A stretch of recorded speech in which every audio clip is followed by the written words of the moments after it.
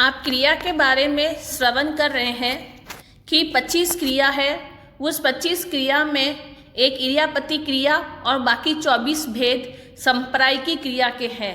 संप्रायिकी क्रिया का मतलब है कि कसाई सहित जीवों को योग की प्रवृत्ति से लगने वाली क्रिया को संप्रायिकी क्रिया कहते हैं। दो भेद आपने सबने श्रवण किए हैं, समझा है। अब तीसरी क्रिया का नाम है प्रादेशिकी क्रिया। प्रादेशिकी क्रिया का मतलब है चाहे जीव हो या अजीव हो, किसी पर भी द्वेष, गुस्सा, क्रोध करने पर जो क्रिया लगती है उसे प्रादेशिकी क्रिया कहते हैं। तो आज तक किसी भी भाव में, किसी भी जन्म में, किसी भी शरीर से आज तक जो क्रोध किया है, गुस्सा किया है, द्वेष किया है, तो उस सभी आत्माओं से क्षमत कामना करते हैं और भविष्य में संकल्प करते हैं कि ऐसा गुस्सा और जलन, क्रोध नहीं करेंगे। तो इस तरह से हम क्षमत कामना करके और संकल्प करते हैं, तो उससे भी हमारे अब तक जो भूतकाल में और वर्तमान में जो क्रिया लग रही है उससे हम छुटकारा पा सकते हैं। और भविष्य में जब जब ये क्रिया लगे तो तुरंत हम मिच्छामि दुक्कडम क्षमत कामना करके इस क्रिया से मुक्ति पा सकते हैं। तो इसी तरह से हमारी आत्मा कर्मों से हल्की होती जाएगी। अब चौथी क्रिया का नाम है परितापनिकी क्रिया। परितापनिकी क्रिया क्या है कि इसका मतलब है कि अपने हाथों की मुट्ठी या लकड़ी से आदि से किसी के शरीर के अवयवों का छेदन करने पर, तार तजना करने पर, किसी को परिताप करने पर जो क्रिया लगती है उसे परितापनिकी क्रिया कहते हैं। इसके दो भेद हैं, स्वहस्ती की क्रिया और परहस्ती की क्रिया। स्व का मतलब समझ गए हैं, खुद के यानी अपने हाथों से और वचन से किसी को दुख देना, असहता पहुंचाना, शोक देना, यह करने पर क्रिया लगती है। और परहस्ती की क्रिया का मतलब है कि दूसरों के हाथों से, वचन से परिताप उत्पन्न करवाना, यानी डायरेक्ट ना करके इनडायरेक्ट दूसरों के माध्यम से उसे दुख, शोक, असहता, दुख वचन से, यानी किसी को उसके बारे में निंदा बुराई करके उसे उकसा करके उसके द्वारा दुख पहुंचाना। एग्जाम्पल के लिए जैसे कि बेटी होती है, बेटी माँ से भाभी के बारे में उल्टा सुल्टा बोलकर सास बहू में झगड़ा करवा देती है। इसी तरह से सास भी अपने बहू के बारे में बेटे को उल्टा सुल्टा कहकर पति पत्नी में झगड़ा करवा देते हैं, अनबन करवा देते हैं। ऐसे हर तरह के रिश्ते को समझ सकते हैं।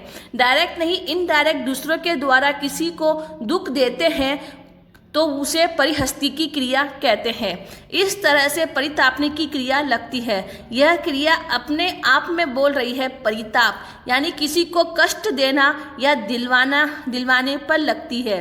तो इसलिए हम सब, आप सब संकल्प करें कि इस तरह मैं कभी भी किसी को दुख, कष्ट, असहता नहीं दूंगी और नहीं करवाऊंगी। बंद कमरे में गाली या गीत जो भी बोलेंगे वह लौट कर तुम्हारे पास ही आएगा। इस तरह से जैसा दूसरों के साथ करेंगे वैसा खुद के साथ भी होगा। खुद के साथ अच्छा चाहते हैं तो दूसरों के साथ भी अच्छा करेंगे तो स्वतः ही खुद के साथ भी अच्छा हो जाएगा। तो इस तरह से चौथी क्रिया का नाम परितापनिकी क्रिया है, वो आपको डिटेल से समझाया है। अब आता है पांचवी क्रिया, प्रातिपातिकी क्रिया। स्वयं के अथवा अन्य प्राणों का विनाश करना प्रातिपातिकी क्रिया।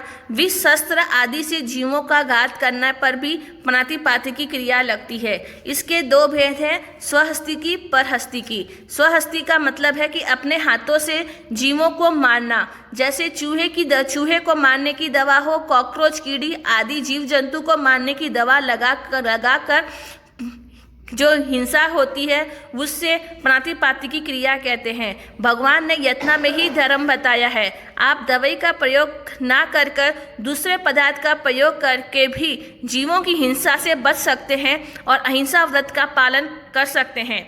पोछा लगाते वक्त थोड़ा घासटेल किसनाल डालकर पोछा लगाने पर कीड़े मकोड़े नहीं आते हैं और घासटेल की किसनाल की स्मेल से मच्छर भी भाग जाते हैं। कपूर की गोली रखने पर चूहे नहीं आते हैं हैं। मोर की पंख रखने पर छिपकली सांप नहीं आते हैं। और ऊपर पानी की टंकी में चूने की बड़ी बड़ी गोली बनाकर या नीचे चूना बिछा देने पर जीवोत्पत्ति नहीं होती है और सहज ही धोवन भी बन जाता है। लाल रंग का चूना दीवार पर पोतने से उदाई नहीं लगती है। इस तरह से आप घरेलू उपाय करके अहिंसा व्रत का पालन आराम से कर सकते हैं और यत्ना का पालन भी कर सकते हैं। ये दूसरा भेद है परहस्ती की। परहस्ती का मतलब है कि दूसरों के हाथों से जीव का घात करवाना।